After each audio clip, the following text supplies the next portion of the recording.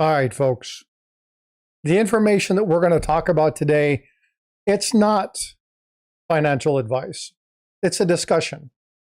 And why are we having this discussion? Well, if you've been paying attention to history, you've seen $100 silver was reached yesterday. It's quite the milestone. And because of this, there's been lots of questions. In the world of precious metals, every purchase is driven by some unique philosophy. You have the stacker, which is the hedge against uncertainty, SHTF. You have the collector that is there to accumulate weight. And then you have the investor. Now, these are the folks that analyze the markets. They look at market cycles, and their goal is ROI, to increase or maximize that return on investment. So I'm going to post something in chat. And I want you to enter into chat, which one of these do you fall into? Are you the purist? Are you a flipper? Are you the numismatic fiend? Or are you a hybrid of these? Now, a lot of people are like, well, do you have to necessarily fit into one of these? No, you don't. But I want to kind of break down what I mean by each one of these. And as you hear the definition, your item may change. And actually, as we go through this discussion today, it may change. We're going to look at the poll now. We'll look at the poll here in a little while. But the first part we look at is the stacker. So these are the folks that are looking at weight. And so if your primary goal is more ounces, then you probably fall into here. You don't matter if it doesn't matter to you if it's scratched. It doesn't matter if it's tarnished or ugly. As long as it weighs right, it looks right, it tests right, and it pings right, you're good. There's the investor. This is the flipper. This is the person who has a specific target. Maybe that's 100, maybe that's 150. Whether you're planning on selling everything at that point, whether you're going to reinvest, whether you're going to liquidate to put into more wealth, something like I'm doing with platinum, selling silver to maintain that wealth, but reduce the weight. Maybe you're the collector, the history buff. Maybe you're the person who likes it because it's a rarity or conditional rarity. Maybe you just really like the design. It's one of those things that are the have to have. And then the last one is kind of the reality check. And this is, deep down inside, you told your wife or your husband that you were going to buy this particular coin because of its value, but honestly, you just like it. And that's fine. So you don't necessarily have to go through each of those. So I'm going to pull this up on stage. I just noticed that Mike dropped. There you go. He's back.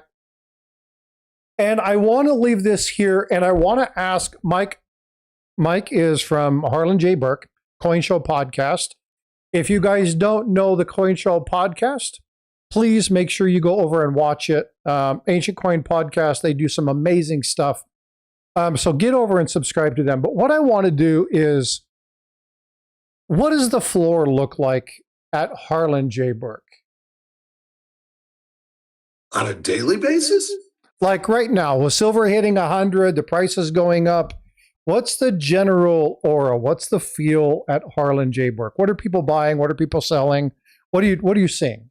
Well, there are certainly people that are walking in every day with silver to sell, and varying amounts and varying different types of people. I will tell you that when it hit 60, it really came out of the woodwork.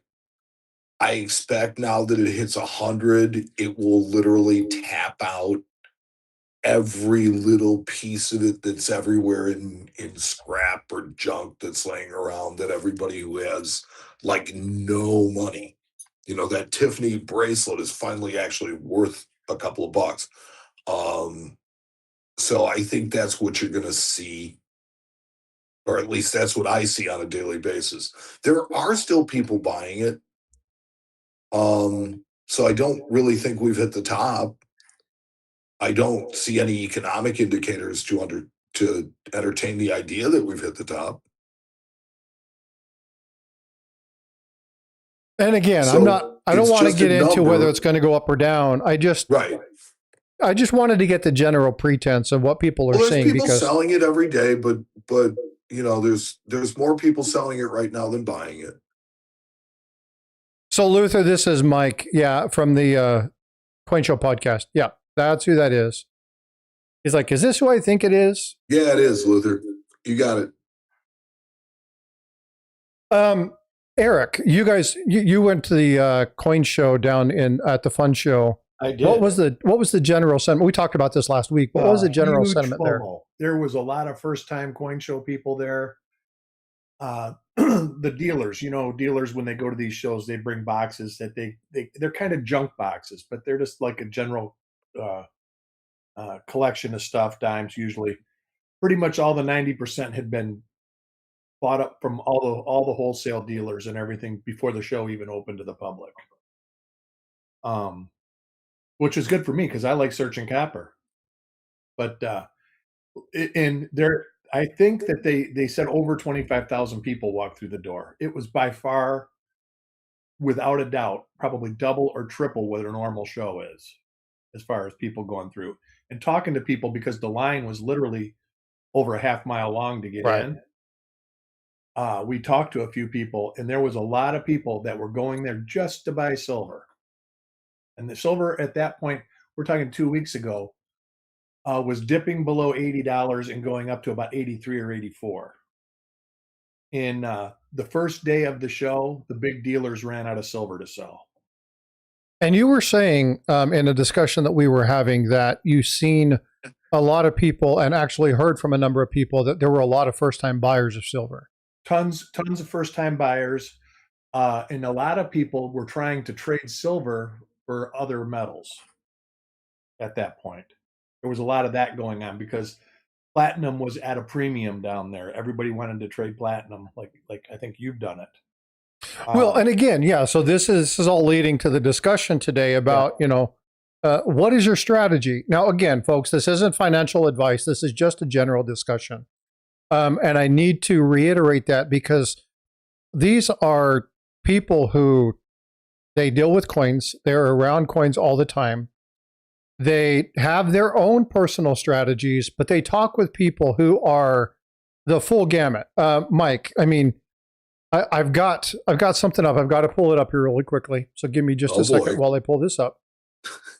Luther, because there is one refiner right now that is actually begging for 925 flatware, and I'm not sure why. It's like the only thing they're buying. Well, I have a theory on that one, Eric. Have you heard it too? Well, no, but I have a theory on why when you said that. The only reason it really kind of makes sense to me is that it is sold at so big a discount below melt that they say, we'll take that. They're getting close to running a batch and they need a little bit more, so they're going to try to get as much as possible. Something, I don't know. But I don't think anybody's having a hard time fulfilling batches right now. What is it? Elemental? Elemental. Yeah. Elemental. Yeah. Elemental, you're right. There's one in Chicago. They're pretty much everywhere, but and they basically quit buying all silver except for 925. Well, that's not actually true. Well, it just depends on how big a customer you are. That, and it probably depends on the day too, because I can remember when. Now I know where Frosty's going. All right, photo and coin porn, nice. There you go. Okay, so this is Mike. You've seen, and I forgot that I'm sharing my whole screen, so I didn't realize that it was sitting there forever. You've had people come into the shop that sell like massive amounts. Talk about this gold sell. Okay, so this is a once in a decade thing that happens. And look, it was a confluence of two specific things. We are in the financial district of Chicago. So that said, to our left, there's a BMO Harris Bank. To our left is Chase, or to our right is Chase Tower. There's a PNC around the corner. There's every kind of bank, every place. There has been a trend with the banks of closing safe deposit boxes. This man, obviously, these are not 1 ounce bars. I would urge you to zoom in on that picture, because you should show people that every single one of these bars is a kilo. And there's little packages of 10th kilo, they're 100-gram bars. So it's like there's like 17 kilos here, 30, I can't even remember how many. But it's basically $4 million worth of gold. And it's all pamp gold, it's all pure, and he didn't want to take it home. So his thing was, the bank was a place to store it and keep it hid and all that stuff. And there wasn't any way to do that anymore. So instead of like ship it offshore or do something kind of shady like that, he just sold it. And now, so how long ago was this? Last year, last year, I want to say 24 so it's the year before last. So this leads into one of the discussions that I want to have. And Eric, you and I talked about this offline a number of times. I want to talk about regret. Because one of the things that I've listened to in chat, I've seen it a lot. And I want to use this one because this is a great example of when people go, oh, I shoulda, I woulda, I coulda, if I only. This guy clearly has had these for a little while, sold them for profit, never complained about taking profit. Well, there's no shame in it. Say again? There's no shame in that. No, not at all. But what I want to talk about is, again, when you were doing this, gold was probably down 23, 24, 2,500. We're about to do 5,000. And I want to just talk with you guys really quickly about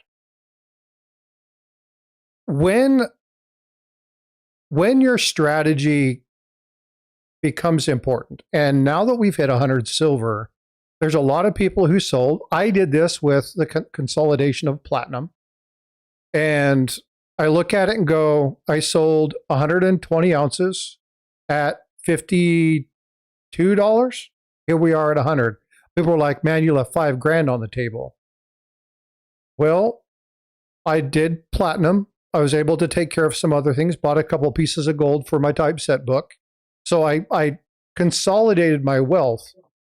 But a lot of people would say that I made a mistake. Can we talk about this and talk about why you have to stick to your strategy? Sometimes you're going to win, sometimes you're going to lose.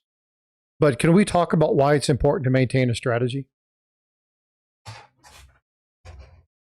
I think that's one of the most important things to have.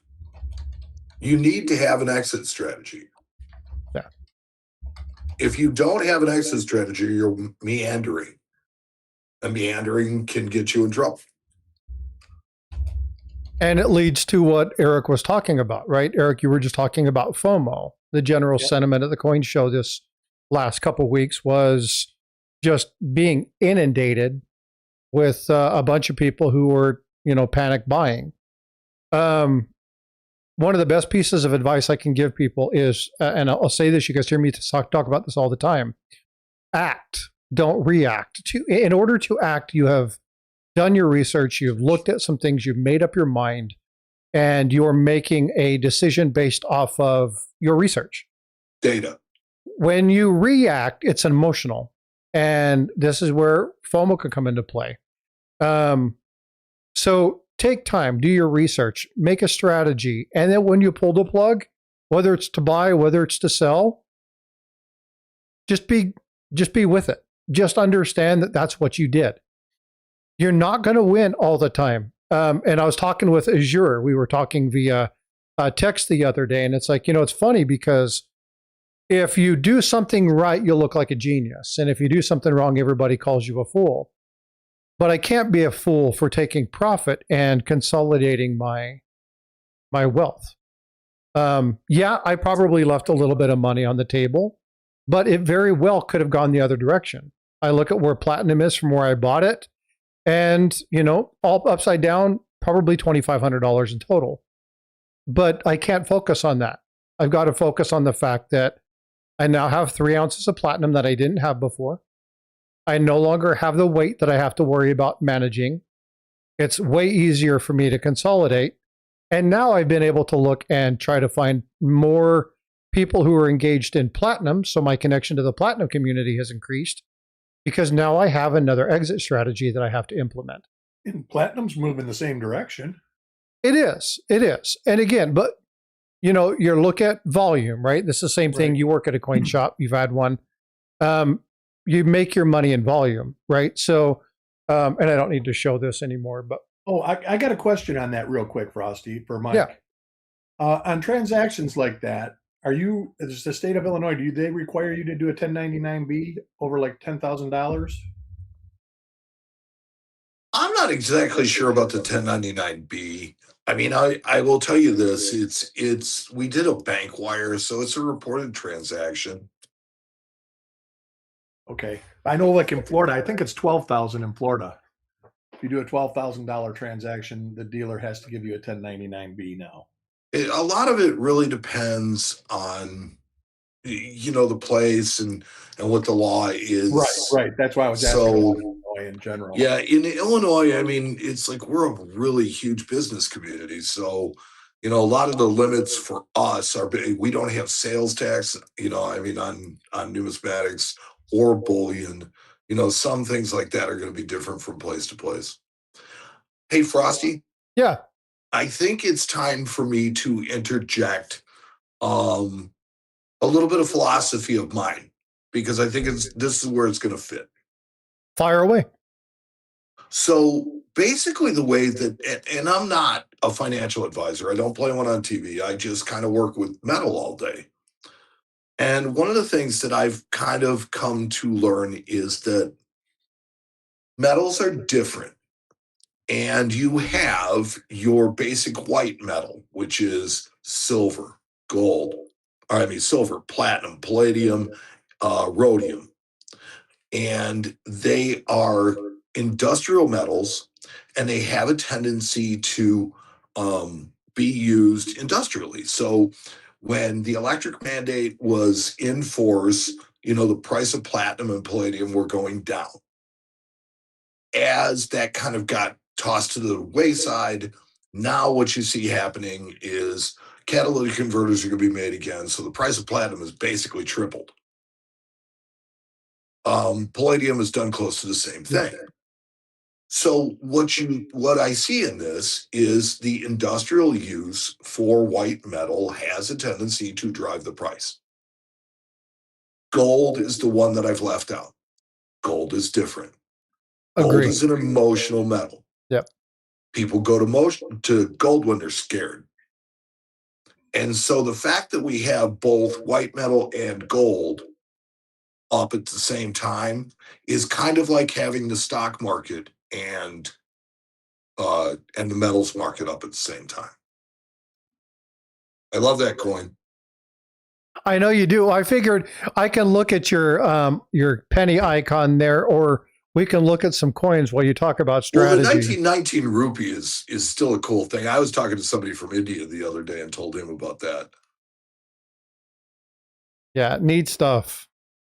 Yeah, and so Mike, in talking about your strategy, one thing that again, gold is a financial metal, right? It's used by big industry for finance. It's always been one of those things, and the industrial metals they play differently, right? And so we often compare them because they're all precious metals, but they fundamentally have a little bit different purpose. And so Yes. remembering that is very important. Again, exit strategy for gold is way easier than your exit strategy for platinum. But if you're going to consolidate, and Luther said something that I was like, I'm glad you said that because I wanted to go there next. And that's your profits reset every time you trade or sell. And that's something that people forget. They always get their sell price and then they base everything they do off of what they had before. When you make a sell, that's the sell. You stop, you start over. Your dollar cost average when you sell, you take that into account. That now you have to adjust for that, right? So every time you make these major adjustments, you can't look back and say what I used to have. You have your timeline resets. Yeah, an old stockbroker friend of mine told me one time, I sold some Ford stock prematurely one time. He says, "Did you win?" I says, yeah, I over doubled my money. He says, a win's a win. Don't A look win's a back. win. Yep. He Yeah. says, it's over with. You sell a wheat cent for 2 cents. It's a win. You've doubled your money. Right. Yeah. Unless you bought it for 4, which Well, goes that's true. which goes to But- your favorite thing, Eric. How do you make $1 million in coin collecting? Yeah, start with 2. Start with 2. It's the easiest way. Yeah. No, but so the important part of this is that gold just acts differently than the other metals. And gold traditionally has been a place to park your money. So the way I tend to think of it is that gold doesn't really change its buying power, right? It basically buys the same thing that it bought 100 years ago. And that's not true of the white metals.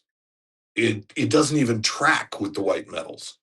So they are truly different. It's like for example, with gold, I'll give you is that if you were to take a $20 gold piece in 18, 15, sometime before the recession, right? You could buy a really nice custom made suit. Mm-hmm. And you take an ounce of gold right now at $5,000 and you could buy a really nice custom made suit. You know, if you wanted to put a down payment on a house, or if you wanted to buy a car or something like that, 10 ounces of gold was $200. That generally got the job done. Well, guess what? $50,000 will buy you a car today. So it hasn't tracked exactly, but it has tracked over time. And silver doesn't do that, nor does any of the other white metals. And I personally have an axe to grind with people who try to set a ratio or look at the ratio of the two and say, well, this is how they're going to react, because I just don't think they're related in any way whatsoever. Well, and as yours says that silver, platinum, palladium are industrial metals. They get used up, right? And these are things, I mean, they have recycling programs and things like that, but these items get used. Now, gold is used in some capacitors. It's used in transference if you're looking at conducting electrical signals and stuff like that, especially really, really, really high-end items. So there's industrial applications for gold, but gold is it's a monetary instrument, right? And so when you look at gold, and this is what he says here, it's governments. That's where they put most of their wealth. And granted, there are other elements to that, and they buy other things, but their primary stack is going to be gold. So I have issues. What are your thoughts on the GSR, the PTSR, the PLDR, the ratios? Well, I think I made my position on it clear. I don't think that there's any connection to reality and any of those ratios. I think that they are something that you can point to in history and say the ratio was this, but I don't think that they move in relation to each other. Well, they never moved up until like the 60s, did they? Or the late 50s? Isn't that when they went from 14 to 1 and started going separating? Well, okay, so let me throw this at you. And this is how you know you're in the craze of a market is when you're watching car repair videos and the guy from Uncle Tony's Garage starts talking about silver. Did you see that? I just brought it, not just him. I watch car repairs because I was in the auto industry. Okay. I watched that to get my fill because I just can't do it anymore. Okay, so Uncle Tony's Garage this week was talking about silver. At least 20 videos I watched mentioned the $100 silver within the last 2 days. Okay. And so the fact that he's talking about it means that it's everywhere. But right. My point being, his point was great because an ounce of silver is roughly $1.40 in change, in 90% silver change. Yeah. And gas was 39 cents a gallon. And, if you look at the price of silver now and what what gas costs. Gas costs way more then than it does now. Yes. Absolutely, when you take into consideration inflation and everything, for sure. Right. Well, when you look at commodities in general, you know. But it was interesting to watch what he showed you about, it was, if you took that 30 cents that the gallon of gas was, that 30 cents right now, if you take the silver weight, is like, I think it's $16. So you're paying $16 a gallon if you adjust it for silver. I never thought of it that way, but that's a good comparison. That's exactly how he broke it down. Yeah. Yeah, I didn't watch that specific video. I watched one that said the average car had 5 ounces of silver in it. So, the cost is going to go up $500 over the year for silver. Right. So I keep looking at these coins going, ooh, I like that one. Ooh, I like that one. Well, this is why it's called coin porn. Yeah. Oh, I just thought it would be fun to talk and show some of these as we kind of go through these. I've got something else that I want to share. We'll get back to these strategies here in a second. But I wanted to just talk openly. And again, there's a lot of people having questions about, do I buy, do I sell? Where do I buy, where do I sell? And Mike and Eric both have had coin shops. Eric, I don't remember, you didn't have a storefront, right? I did. I had a business by appointment. I actually had a shop, and it was set up like a shop and all that. Okay. And so it's good to get from one, I always say this wrong, so correct me if I say this wrong again, Mike. The oldest coin shop in the America? Yeah, in the United States. In the United States. Okay. The oldest location in the United States. And so the next one that I want to ask is, as we look at strategies, as we look at, should I buy, should I sell? Hey, Tim just subscribed. Thank you so much, Tim. I appreciate you subscribing. When we look at the strategies that are implemented, I want to kind of go through a couple of these and talk about these. So I'm going to pull the coins down. I know, don't hate me. I'll pull those back up in a minute, but I want to go over these again, and I want to kind of walk through this. We talked a little bit about this initially, and I'm sharing my screen. I don't care that you guys see what I'm doing. It's fun to actually see the production from time to time. But I've been asked a number of questions, and I want to get your and Eric's feedback on some of these. I've put some questions about things we might want to discuss on these. But there are 4 questions that I've received from chat in the last little while, and in talking with my buddy Azure. Can we address these? So the first one is, I feel like I'm a mix of all of it above. Is it a mistake not to choose just one lane? Now, before this, you said, hey, Frosty, I don't really fit into any of these strategies. So Mike, can you talk a little bit about what your strategy is, or what you want to do, or how you manage that? Well, okay. So for me, I look at it way more from a profit and loss standpoint as a dealer, right? For me, it's all about selling and buying, and it doesn't really matter too much what the price of anything is. So I'm like the popular guy right now for people asking, well, why are they doing this? Why are they doing that? Why is this shop not buying? Why is it really does make sense when you look at it on a macro scale. I am not a stacker.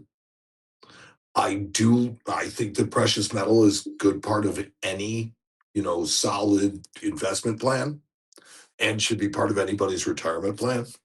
I'm big on physical. I don't like paper.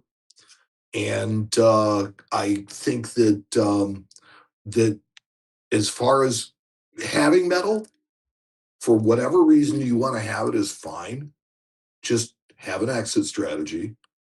And the best advice I ever got from somebody in this business was, know what you don't know. Fact. Yeah. Yeah. That's a lesson that I had to learn. The way I was always told is be teachable, Yeah. right?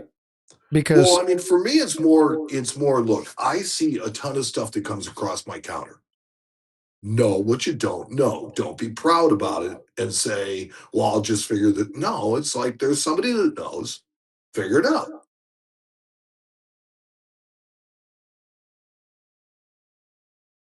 what about you, Eric? Boy, the exit strategy is a bad thing because if you know me, you know I don't have much of an exit strategy. It's only an enter strategy. Ooh. I buy things because I like them, and I will still buy it if I see something that has the right uh, subject matter on it. I mean, you know what I get into, Frosty. I like space stuff. There's different genres of stuff Yep. I like. If I see it and I like it, I'm still going to buy it. Can I ask a question, Eric? Sure. So, in your stack, is there stuff that is just generic and then there is other stuff? Yes, just Okay. right there. Just because I got it, it's still left over from when I had my shop. I mean, I got a bunch of sunshine rounds. I got a bunch of, just stuff that's random stuff. That's just sitting in a box somewhere. I haven't even looked at it in 20 years, I don't think. But as far as a stack, I don't consider what I have a stack. Okay. So it's a collection. It's a collection, and like the silver, I had been tempted to sell like the generic stuff just for money. But the amount of work it's going to take to find it might not be worth the money.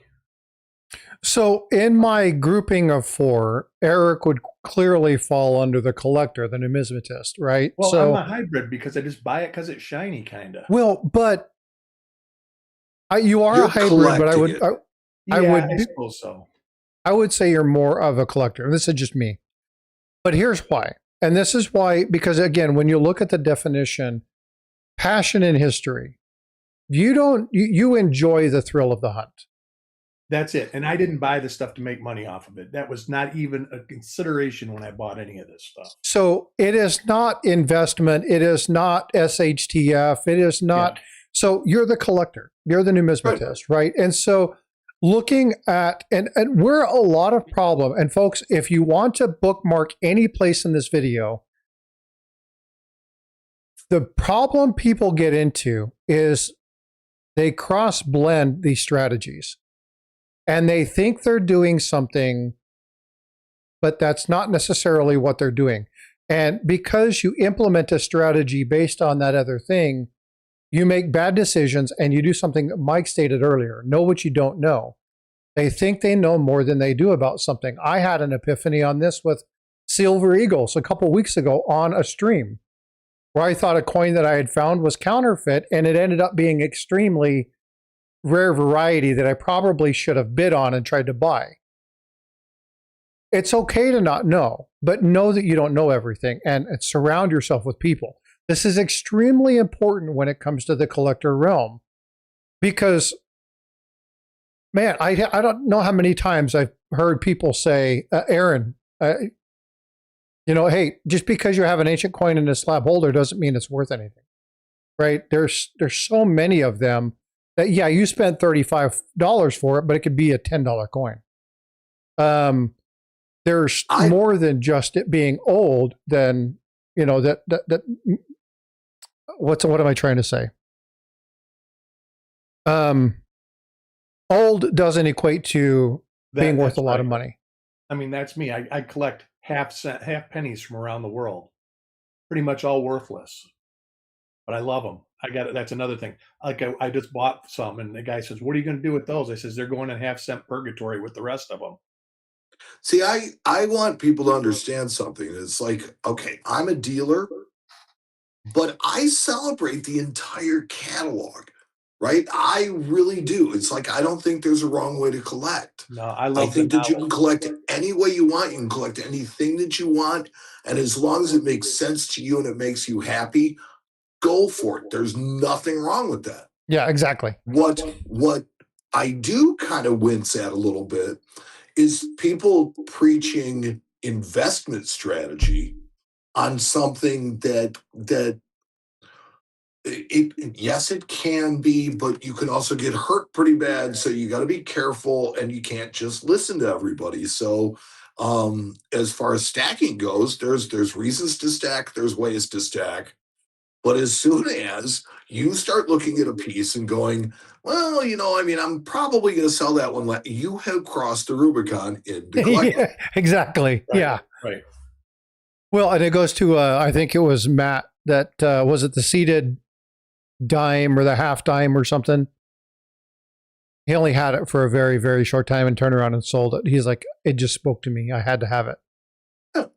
Yeah, that's why collectors do it, right? And so again, if you collect something, and this happens with stackers, right? Stackers, or the hybrid stackers, we call it the one that wants the government, and so they collect kookaburras and ASCs and maples and cougarans, and they do one of them just because it's sovereign based, right? And so they want the sovereign base. It's a good backing, recognizable. People like that strategy, and then they end up wanting to have every ASE, every kook, every maple, right? And so then it bleeds into that kind of that hybrid. Their strategy is no longer the same, and they might think it's the same, but because you're actually starting to collect some of these, you're going to deviate from your original strategy. That's not a problem. And Eric said something, and Luther picked up on this. Evolution is okay. Evolution is okay. That's exactly, yeah. So Luther said, Eric's history speaks for itself, but Eric speaks of a new story. And it's a great insight, Luther, because knowing your why, and we talked about this on Tigers the other day. I've talked about it a bunch on the channel. Coin Show, you guys have talked about this a number of times. Knowing your why is important, but evaluating your why from time to time is even more so. You have to reassess. It doesn't matter if it's relationship. Hey, where are we at? What are we doing? Are we doing the right things? Do we have these things? Are we doing the things with the kids that we need to? Are we teaching them the right things? Financial. Hey, are we paying off the things that we need to? Are we spending too much money? Hey, have we really reevaluated our budget? Work. We were talking about this just before we went live. One thing that I do is evaluate processes and look and say, hey, are we effective? Are we doing things just because it's the way we've always done these? Or is it because we are growing and we're being better and we've got a plan? Whose plan is this? Who owns this idea? And so you have to go back through periodically and evaluate where you stand. Absolutely. I'm doing it right now. I mean, we talked about this before the show. I'm actually selling stuff for the first time in a long time. And it's not because I want to sell it. It's because I don't want to burden the people that after I'm gone on this world are going to have to deal with this, because it's 1,000 boxes of coins. No, you take that into a dealer, they're going to look at you like, what the heck am I supposed to do with this? They run it through a coin counter, basically. Yeah. So. Well, and again, to each their own. Whatever you collect, it's whatever you collect. I don't want to, I'm not trying to steer you any direction. Yeah. So again, not offering financial advice or anything of that nature. The honest question everybody here has to do is say, have I given an honest assessment of why I'm doing what I'm doing? You'll end up being better in the long run if you do that. We do things as humans just because we've always done them. We know that they're not always good for us, i.e., maybe it's smoking, maybe it's drinking, maybe it's being promiscuous, maybe it's spending too much on extravagant items, maybe it's material. Whatever it might be, we take them at little pieces. And then we go, well, how did I get here? If you evaluate from time to time where you're at and really assess and be honest with yourself, it's really easy to lie to yourself. But if you're honest with yourself, you can look at ideals and say, that's no longer what I believe. That's no longer where I'm at. Eric has talked about that a lot. So I'm glad Luther picked up that in chat. Luther, I appreciate you too, bud. Joe, by the way, Yes, I showed you these just a minute ago. I'm going to make myself big real quick. Joe sent me a couple goodies. He collects too, but he sent me this. This is going to be a coin for discussion. This is that counterfeit 32 quarter. We're going to be talking about that. I got a couple people who are going to be talking about this and why these have not only historically been a problem, but why they continue to be a problem today. I actually want one of those so bad. Well, he sent me this, and we're going to talk a lot about those. If we find more, then I'll send one your way. And then he sent me a number of varieties, which is really cool. And I don't have any of them. So, Joe, thank you so much for doing this. He's always gracious and always kind. I appreciate the support. I apologize for the miscommunication in not getting back with you on the other, but thank you for that. I do appreciate wanted to share that with you. I want to share a picture with you, Frosty, of something I took in. I think you saw it, of the One Morning's haul. I'm going to send that to you so you can share it. You want to email it to me or going to text it to me? No, I'm just going to text it. So okay. There you go. So whatever, but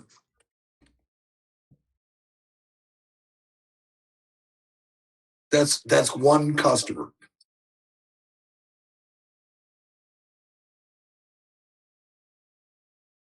Oh, come on. See if I can show that. You guys see that? Oh, here, hold on. Doo-doo-doo. Did you see it? No? Yeah, that's what she said. Well, that's a personal problem. Yeah. Those are stacks of 6 deep.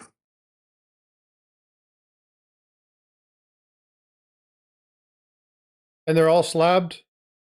Well, it's like a lot of them are slab, but if you look, there's 3 rows of eagles on top, dates from 86 to 2002.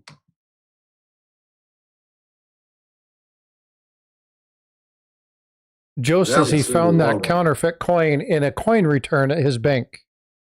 Every single one of them is fake. Oh, ouch. You didn't catch that? I didn't look that closely. I was trying to show it on the TV. Yeah, no, every single one of those is fake. Okay, hold on just a sec. I've got to email this. That's what I said. You really should show this picture. Yeah, let me email this to myself.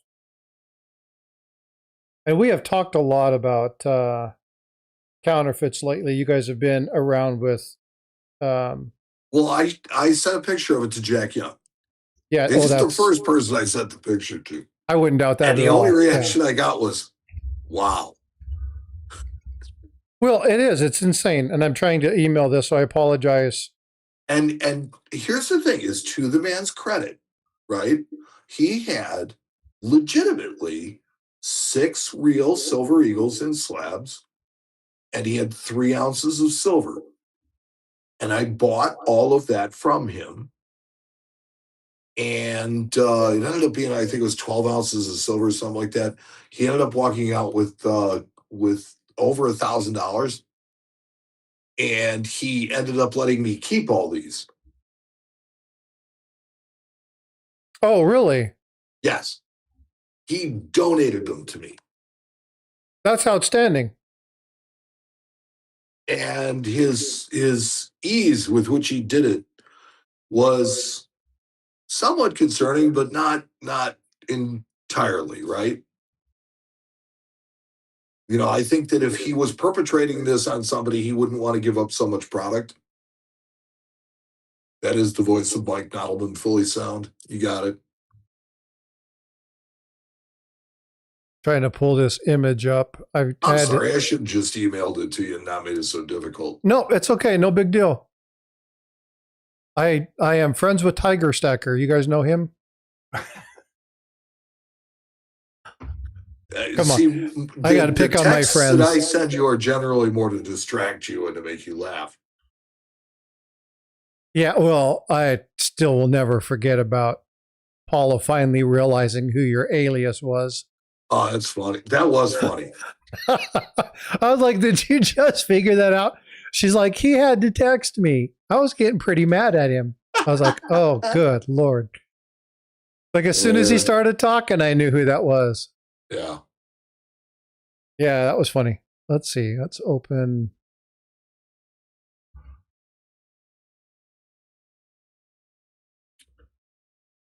That screeching sound you hear is Mike bringing the show to a grinding halt. No, it's okay. It's all good. All right, let's rotate this. And Good morning, Farm Dog. Vote for Pedro. Hola from Costa Rica. So is that by chance Spencer?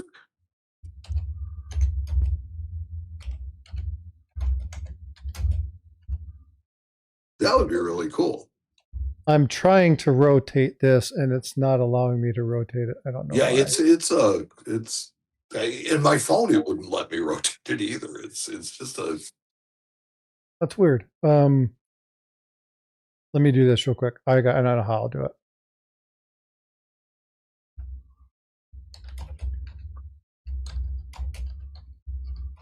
In God, we try. No, see, there's nobody here to get aggravated about that. That's just Paula, and it's funny because she has the correct personality for errors. It's kind of rigid and finds what box to fit things into, because with the manufacture of coins, it's all done the same way. So it has to be either one way or another. And so that, okay, here you go. There we go. All right, let's zoom into this a little bit. Just a little bit. So this is my desk at work. Well, at least I'm not the only one that has a desk full of stuff. I was looking at the belly, but we call it a crow pile. That's how my pictures look. My belly stick out farther than my belt does. The eagles on the right are in the quote NGC holders. Okay, and they're really bad. No, but then there's 2025 Morgan and Peace dollars that are certified as let's see, they're oh yeah, it says gem reverse proof. That's nice. And they all had different cert numbers, which I thought was hysterical. And the raw silver eagles on the top. So when I look at these slabs, so let's look at the PCGS slabs on the left-hand side. There is one telltale, right? One telltale sign on every one of these. Can you guys tell me what it is? Yeah, exactly, Luther. Right corner. Say again? Lower right-hand corner. And the lower left-hand corner. Yep. Right off the get-go. The PCGS and that logo, they're missing from this. And that all walked into one guy. When you told him, what was his original reaction? He wasn't happy, but yeah, he probably just paid $10 a piece for them all, thought he scored.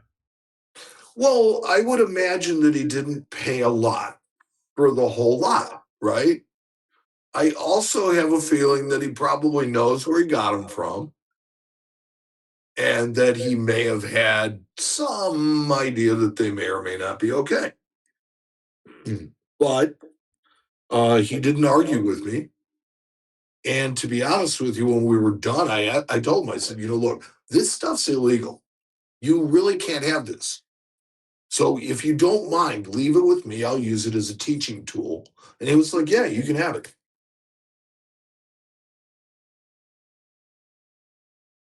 Yeah, that kind of tells you that he knew, at least in my opinion. Well, I mean, I try not to pass judgment on people. Look, you see a lot of stuff. And so it's like, I'm just trying to. When I say he knew, like you said, he was suspicious of it. He knew. Yeah, I think he had some suspicion. I'm not sure if he knew or not. But I know he needed a new starter for his car. And the $1,000 that he got for his silver was well enough to pay for the starter, and he was happy with that. Right.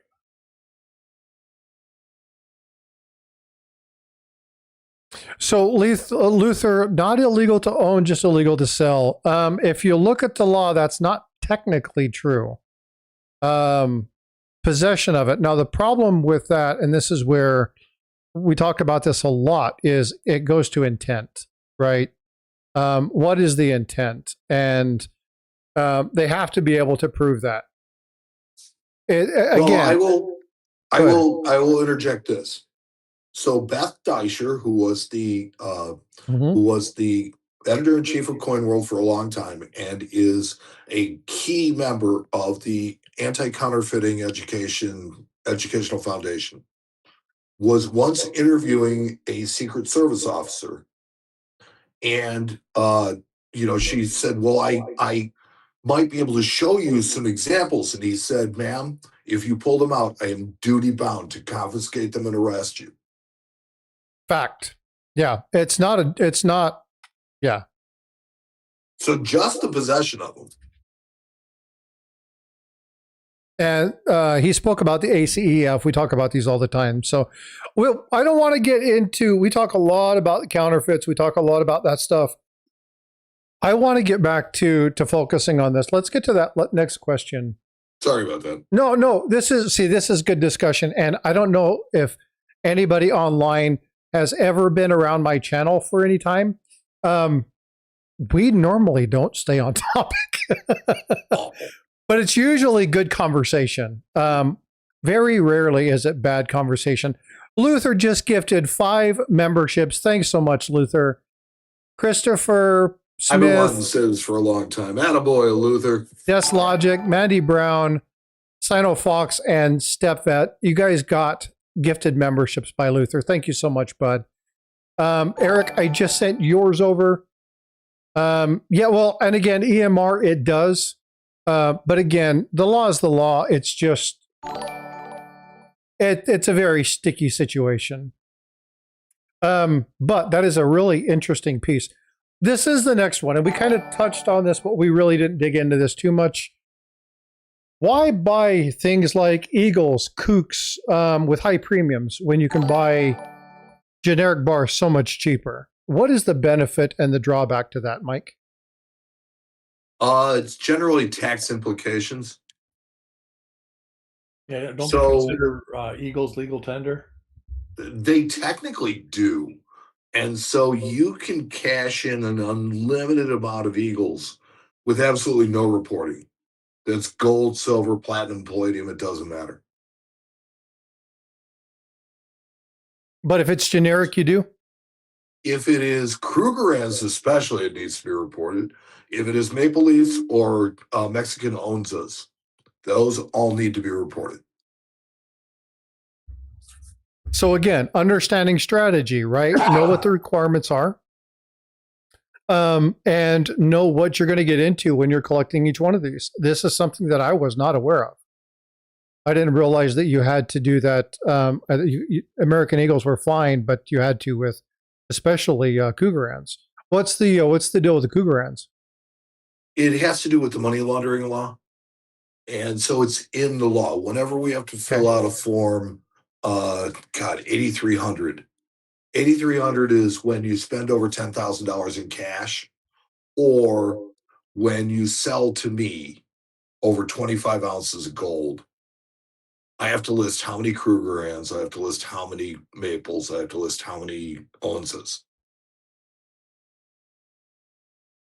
So I wasn't aware, because I understood the $10,000. I understood you had to report. There were certain things, now with $5,000 gold, 2 coins, it's unreal. Yeah. And this was written with $300 gold.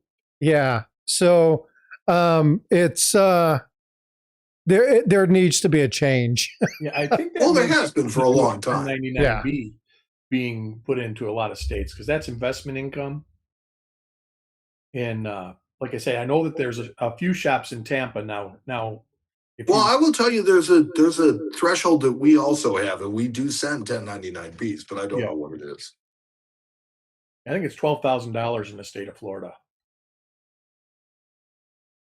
And I have no idea because, again, like I said, I'm not tracking that. That's not. If I sold everything I have, I'd be hard pressed to have that much money in total. So I just don't. I haven't seen that aspect of it. So I probably need to get smarter on that. What is what's the drawback to buying eagles, maples, and kooks, in your opinion, Eric? In my opinion, I don't think there's a drawback because I think they sell themselves, especially the ASEs. But there was a time, say 2017, 2018, that if I remember right, ASEs were selling slightly back a spot. I think I could get them for $12 at my local coin shop. Well, wasn't that way in 2020? Right. No, exactly. And they're not that way now. Yeah. There's still a premium on ASEs, but he's got a premium on the Onzas, and he's got a premium on Maples too. So the coin shop I went to this week, I only went to one, and it's one I go to every couple weeks.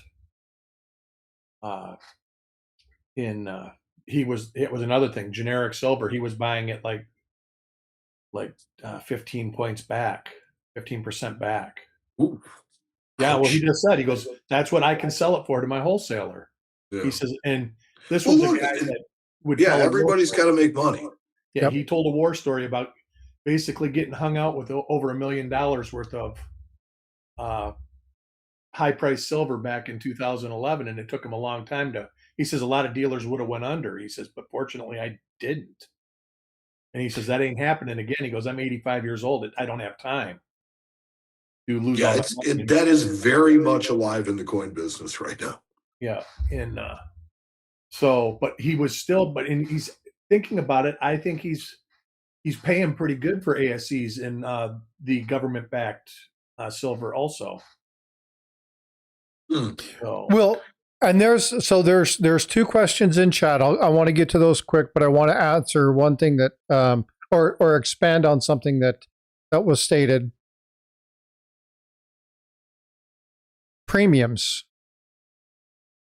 When you're looking at eagles and kooks and maples and stuff like that, you have to pay attention to the premium. But here's the thing with generic, right?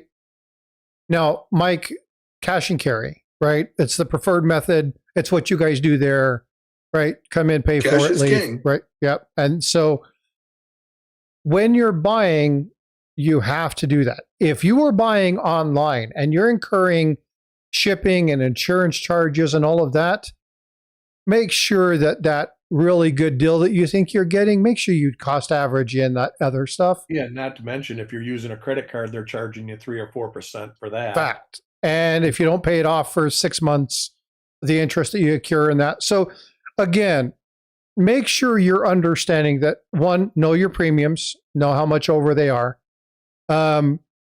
They are recognizable, so they are more liquid. I think that's something that I have on here. They're more recognizable, but ultimately stick to your strategy. But strategy goes to knowing, and Mike said it earlier, know what you don't know. If you have a strategy, you had better understand that coin very well. It would have been futile for me to be collecting ASCs, not knowing what some of the key varieties were, the ones that are extremely valuable. Because if I came across something, I wouldn't have known what I had and I would have lost it. So make sure you understand that. But the one thing that I want to ask about is, I heard a lot of coin shops are not buying silver. That is the rumor.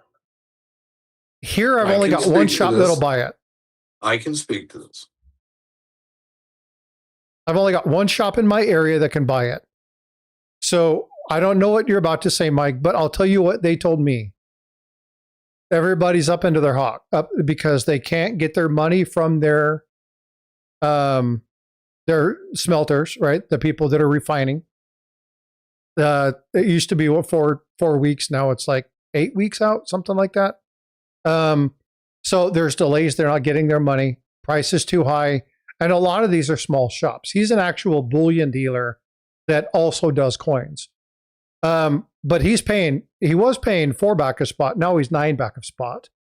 I've heard people saying as much as 30 back of spot. Places 30 back. And so Tiger said that one of his local places was 50 back of spot. And so people will, don't get all huffy. Just don't sell there. But this is why strategy is important, right? Okay, so my comment on that is at 50 back, they're not going to be there much longer anyway. I can tell you about a fun show. The AppMex at the fun show was paying 49 cents on the dollar. So a dime. They were crazy. They were down almost 30 cents an ounce on 90%. If you took a check, if you didn't, they were at 43 cents. Sounded like somebody wanted out of the room. Yeah, I had to let the dog. She hears a chicken outside or something. So that should tell you that the margins are really, really tight. Yeah. Yeah. And that's really what's going on. 30% under there. There's several things that are at play here. One, you have a bunch of very small dealers and really glorified vest pocket dealers that run coin shops. And that was me. They run with almost no capital, and they're able to, based on their expertise, make either they're retired and they're just kind of passing their time. They're able to make their rent, do all the things that they want to get done. They're doing that. But at some point, guys like that have taken in as much as they possibly can when they can't move it. And therein lies the problem. There are a ton of different refiners right now that are cutting back on buying and are pushing out the length of time before you get a check. And all of these things are hurting the people that are buying it over the counter. The people in the Far East have no silver, and they're running up the price in the overnight markets to a point where I don't think in the US the prices is real. So what's going to happen? Nobody knows. As far as exporting a bunch of it out to the Far East, I don't hear a lot of people doing that. And it has probably to do with international trade, tariffs, all this other kind of stuff. So that said, when your refiners have loading docks absolutely loaded with silver, and when it did that from $60 an ounce, it just hit 100. It's going to get worse because now people that really, really need the money are now selling their valuable stuff because it just is what it is, and it's now worth something. Well, me said he was selling 2 kilos today, right? And so, there's a point to where you have to just say, and again. Well, but that's the smaller end dealers. Yeah. Then you have a bunch of medium dealers. And these medium dealers are guys that they have capital, but it's limited. And so they can only sit on so much of it. And then you have like 3 or 4 big dealers. And these 3 or 4 big dealers are usually the distributors. So to them, it doesn't matter quite so much. But all of this comes down to is the supply of silver in the United States right now is so plentiful. Yeah, there's a glut. Right. There's a glut of it that there's no need to, why are they going to refine it? People aren't buying bars from them. They're not buying coins from them. They're not buying any of this stuff because they're loaded up with all of it themselves. So something's going to break at some point. And when something breaks, I don't know if that means that the price of silver is going to plummet here. I don't know if, something's going to break as far as supply. I do know that as far as these very same smelters, you take them platinum, you take them gold, you take them palladium, they'll take it all. It is purely a silver issue.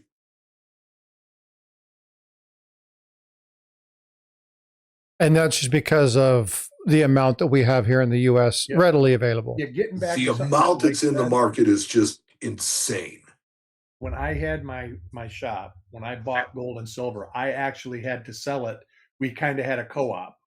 It was like a dozen smaller guys, and we all would take our silver to one place, and he would take it to the refinery because we didn't have enough volume to go to the refinery at that point. So what he says is correct, and I see a lot of smaller shops going under. Just because, I mean, like me, I wasn't willing to lose my capital. I was telling Mike that earlier. It wasn't, because hey, I made a great living, but I wasn't doing my hobby. I did this to support a hobby, and it ruined my hobby. I made a great living from it. But now it's like living in the past. It's all happening again. And I see this with other people. It's the small local coin shop. There's going to be some guy that's going to have to shut his doors. Oh, there's going to be a lot of them. We've already seen it. We've had 3 coin shops in our area. One was much like yours, which was by appointment only, and the storefront is gone. That it's an open blank space. There was a sign that says "Call if you want to schedule an appointment," but he's gone. He's out of it. He's sold his stuff. He's not doing it anymore. And then we got 2 other ones that one just shut their door, and then the other ones basically they're like, we can't liquidate. They're gonna try and merge with a larger shop here in San Antonio. Well, and a lot of these people that own these shops are probably very, very old, and they're not dumb. They don't want to lose their life savings and have to make it up again. Yep. And a lot of these people, that's what they're using is their life savings to make the money. Yeah, and again, I can't blame them. I'm not in this situation. I'm a hobbyist. It's easy for me to say, well, you should, but I'm not the one that has that money on the line. I know it's from extra money. It's not from, I'm not paying a bill to buy an ounce of silver. So I am going to end the poll, and then I'm going to show this last question. So 43% of you guys said that you were the hybrid, which, knowing the audience, I don't doubt that at all. A lot of numismatic folks in here, again, knowing the channel, but there's only a couple people who are the flipper, the investors, and I kind of know who a couple of those are. And so this pretty much fits what I believe my demographic to be. And this is great because everybody here can benefit from today's discussion. So the last question that I want to ask is something that I've asked a lot of stackers. And that's this. If you buy for a forever timeline, should you never sell? And obviously, curbing for inflation, the thought of it's going to go up, the weight is better, setting the legacy, whatever it is as a stacker. I want to talk about the SHTF, the unplanned, right? These are just life events. When do you pilfer your stack to make sure you're taken care of? At what point do you do that? Do you have a problem with it? Is there any regret with this? I want to just have, for the last few minutes, again, go back to regret.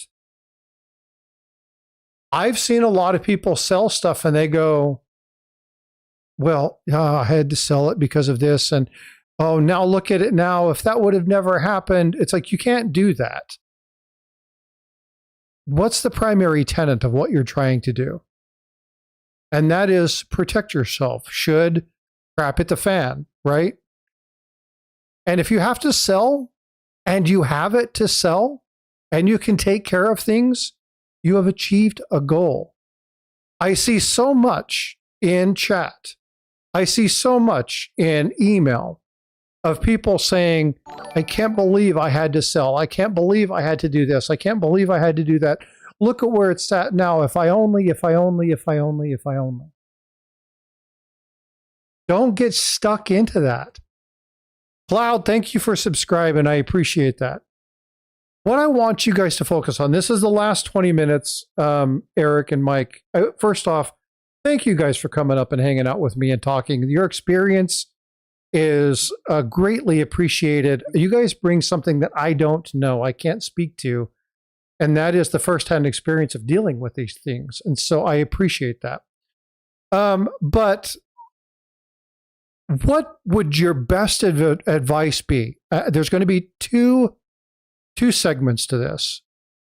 Number one, what would your best advice be for somebody who had an event and is upset that they didn't get to hold it for $100 sale? I don't think what could you redo that? Okay, so somebody's upset because they had an event happen and they had to sell their silver. Okay. What would you tell them? You've got to do what you got to do to stay above water. Don't lose your house because you don't want to sell your silver. I guess that's what I'd say. I think that's what you mean, right? Event? Well, I mean, yeah. You have a serious event, dog surgery. There you go. Your kid gets a DUI, right? Or whatever it is. Canal. Yeah. Yeah. Yeah. Well, I have a bail fund, so I have savings for that. But you guys know who Ida Herring is. She always says, "Don't get in more trouble than I can afford to bail you out with." Yeah. But no. So let me throw it this way, because you brought up the scenario of, crap hits the fan. I honestly think that, and this has always been my issue, but I think it's more visible now. This market trying to sell your silver in, okay, it's crazy, right? If we get to a SHTF society, it's going to be worse. And I want you to think about where your silver is going to get you when everybody's got tons of it. Well, and again, this goes to what is your strategy? What is your goal? I listen to a lot of stackers and preppers. And again, we do stack electors, right? Not quite to the level of Coin Show podcast.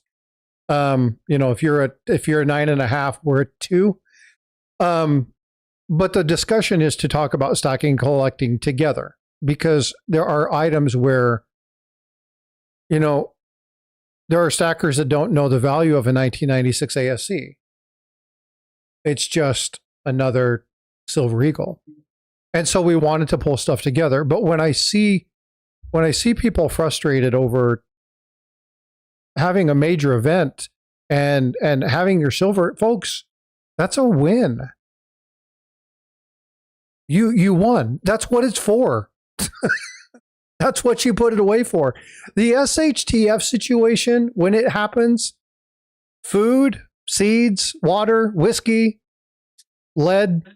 That's exactly what I was talking about. You've got the wrong metal if silver is all you've got. Yeah. And so, there's so much more that has to be thinking about this. But again, I try not to think worst case scenario. I try to prepare for events, but I want to enjoy what I do. And that's not part of my strategy. I want to also be fiscally responsible, fiscally smart. I want to be able to teach my daughter. My daughter and I are actually going to be doing something. I make the announcement here. She sat down and she's like, "Dad, I really want you to teach me about money. Talk to me about its value, its worth." Now I got to tell you, I'm going to get choked up. As a good parent, you should do that, right? Yeah, and I'm going to get choked up because I'm like, would you allow us to have a discussion so that people can hear this? Because it's hard to talk to your kids about this. I didn't come from money. I had to learn. I don't know how to answer many of those questions. But I can tell you what, there's a number of people in this community that do. And so I get the opportunity to share those folks with my daughter and say, this person knows investment. This person knows this. Let's ask some questions. Let's coordinate a phone call and let's get some of those answers. So my thing is that, whenever there's a discussion about stacking or about buying metal, there's always this tangent of it that goes off to SHFT or HFT, SHTF, right? And the only point I wanted to make was that I think that the silver market today illustrates just a portion of how bad the world is going to get. You are not going to have a logical, reasonable, moral world when that happens. It's not going to be like that. That's all that's my thing. You can't imagine the current world, is what you're going to be. That's not what it's going to be. It's going to be the Wild West. It is. And water is going to be way more important. Food is going to be way more important. Knowing how to have basic strategy and survival skills. I'm going to grab something real fast.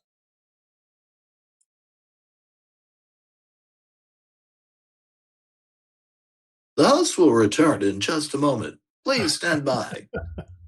We will play some nice music for you for your listening pleasure. Insert elevator music here. Yeah. Dun, dun, dun, dun, dun, dun, I don't know where I said it, but I have a book. He'll never know about this either. Actually, I think I might have given it to my son. I'll have to look. It's the old ways, right? Looking back at how do you build a fire? How do you collect water from an area? How do you build a shelter? How do you do these kind of things? And it's fun to look at skill sets, right? Because I think skill sets are going to be more important. Do you want to do one? No, I just laughed. I thought it was funny. You seen what Greg put in there? Yes. Yeah. No, now or Greg, Luther. Luther, yeah.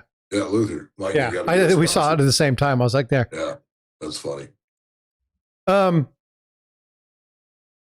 me show you. I think it's called The Old Ways, and I'm trying to find and see if I can find the book. But it basically teaches you skills. And in a real SHTF situation, I ask people this. They're like, well, it's going to get sold. It's going to get melted down. It's like, well, where's all our pre-33 stuff? Where did that come from? Where's all our Morgans and the peace dollars and, all those things that survived the Depression? Why do we have so many of those? Well, they were in bags and bank vaults, but people hid them. They stored them.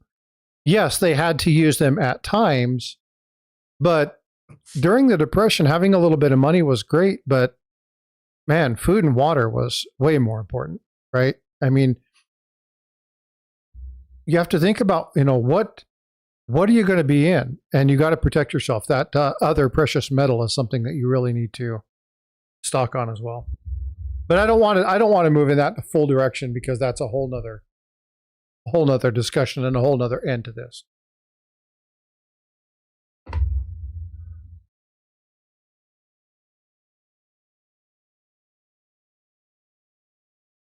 All right. I lost my chat, so I'm trying to find out where I put my chat. I apologize. There we go. It's there. All right.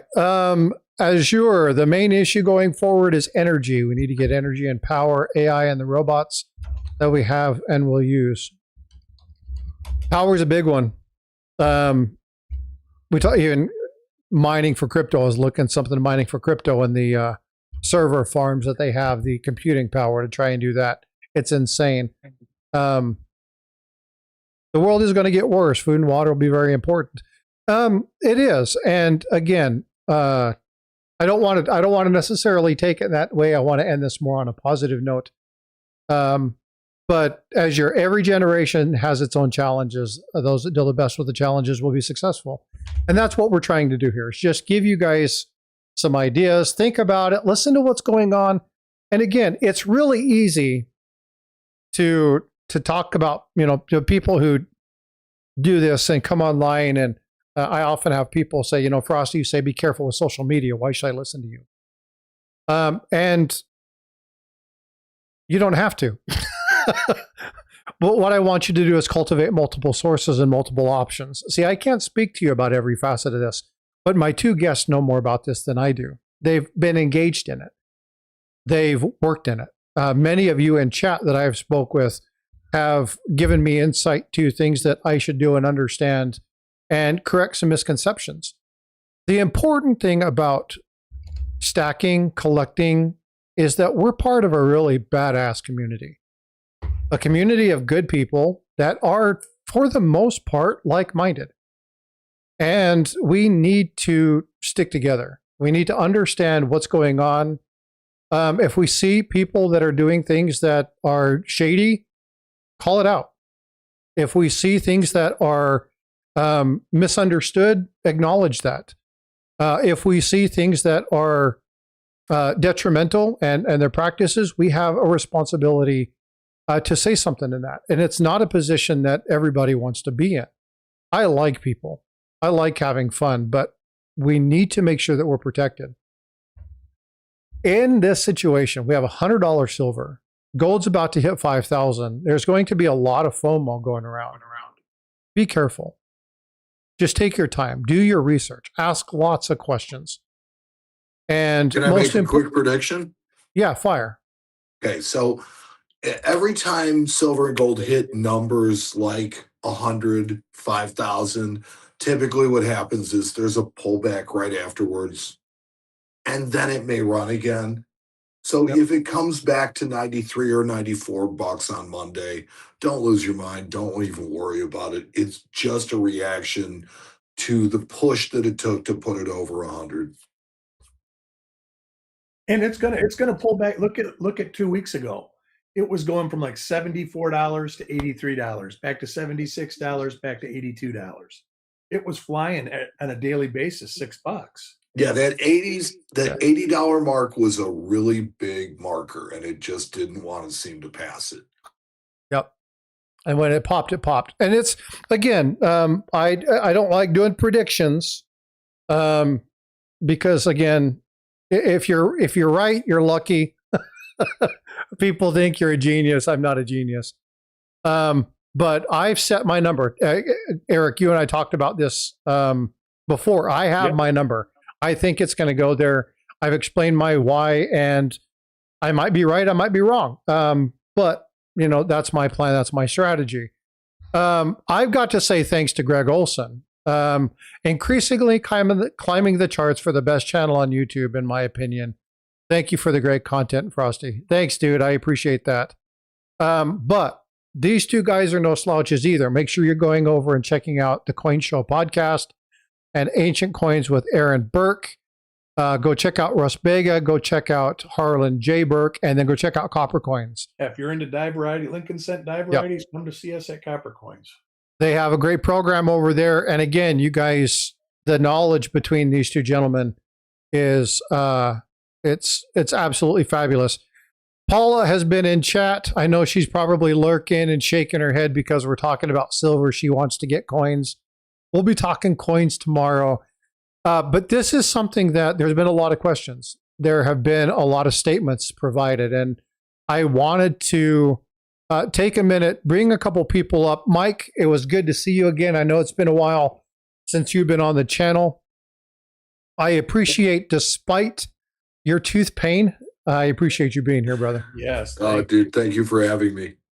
And keep us informed on what's going on. I love hearing the little tidbits. I still talk to dealers I dealt with 25 years ago. Well, I mean, if you want to hear what's going on, then you should just listen to the Coin Show podcast because you will hear all that stuff. You should. And interesting, since you brought it up, a quick programming note. Tomorrow, we are starting a new time. We're going to be on right after Frosty's Chit Chat. So that means that I'm going until 11:30 tomorrow. No, I'm just What's the? No, actually, I'm going to make your wife a happy person. I'm going to get you out of there by 11 o'clock every week. What's the subject matter tomorrow, Mike? Tomorrow's a hangout. Just a hangout. All right, cool. So we do a hangout every other week, and we do an episode every other week. But we are going to do every week going forward. That is our goal for 2026. All right. Good goal. Outstanding. And I will be transparent. Mike and Matt reached out to me and said, "Hey, do you have any issue with this?" I'm like, "How could I have issue with this?" But this shows you the integrity and the generosity of these two guys. They don't have to ask me for permission to come after me. Well, we didn't want to horn in on your audience, though. I mean, look, if they love to stick around, we're glad to have them. But I would be happy for my audience to go watch you. But what I want to reiterate to the chat is that if there is one thing that I stand with, and I get choked up when I talk about this because I believe it fervently. Integrity matters. And these guys show it in spades. The people that I have on my channel, they all have integrity. I live by it. And I appreciate you guys even considering, hey, how will this affect Frosty? And that just goes to the level of friendship that you and I have. I need to get together with Matt. That dude's busy. But literal yes. Genius. And so we can do some collaboration stuff. There's a lot of opportunity for that. But I want to say thank you for that because, again, there's no requirement. And so that was very nice. So thank you very much. We think the world of you. So we know that they have problems with some of their logic. Well, don't we all? What do you guys got going on today, Eric? I have nothing. I am working on trying to sort and isolate inventory that has to go and inventory that has to stay, and trying to attribute about 40,000 dye varieties. And that's it. He's busy. I can actually see my desk. Yeah, and so 949 just gifted 5 more memberships. Dean, Ben Stacking, Jolene, Aquarius, and Jeff Rubin. All thank to 949 for that. Farm Dog, another great, awesome show. Appreciate you. Be safe. Yeah, I want to reiterate these statements. If you don't have to be out, don't get out. And a lot of folks in the north. What's your current temperature, Frosty? Say again? What's your current temperature? You don't want to know. Yeah, you don't want to know. No, I really do. So, do you want me to tell you what it's going to get to, or do you want me to tell you what it is right now? What is it right now? We're 32. Okay. Ooh, I would be dressing in layers. Oh, so, for him, it's like they've got half the houses on fire. It's cold. Now I'll make you guys drool. It's going to be sunny and 85 here today. So, well, it was 80 yesterday here, but tomorrow they're talking about us being tomorrow, and we're going to get into the low teens. Yeah, we're going to go down into the 30s again. It's supposed. This I gotta say, this has been the coldest winter I've spent in Southwest Florida. It's been the coldest since 1989 here. It actually, I actually heard iguanas falling out of the trees instead of just seeing them by the road. That's a weather warning. That still cracks me up. Weather warning. So for those of you who care, I live in the Arctic city known as it's Siberia this year. That's what we've named it. Siberia. I live in Chicago, and it is currently -2 degrees. Yeah, and it's windy, so it's probably -45 wind chill. Well, the feels like is one you can pay attention to it, or you can now. Let's see, what's the feels like currently? I don't get the whole feels like thing. That doesn't make sense to me. Yeah, if it's 32, it's 32. So the wind makes it feel colder. Is basically what it comes down to. Yeah, so against your skin. How much wind you have? So the feels like is -4. So here it's 18. There's a light wind. Yeah, that ain't bad. No, it's really not. Look, it was physically -9 last night. And I took my wife, we had a couple of errands we had to run. We decided we weren't cooking. We were getting pizza. And it's like, as I sat idling in the parking lot, I was watching the temperature gauge on my car go down. It was getting colder. It's like, I've never seen that before. But I mean, look, I live in Chicago. That's what happens. So I expect it. My good friend Justin, who lives in Minnesota, I mean, it's 17 below there last night. I know people are going to say this. I miss changes in the weather, because here in Texas, we have 4 seasons. We have I summer. thought you had like 12. Well, we have summer, hunting, fishing. Falls, fall.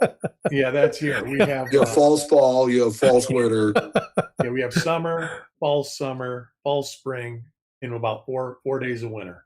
Yeah, see, it's like, whatever. Everything else is the kind of like that last category. But I do got to say that my leaves changed for the first time because we got freezing frost.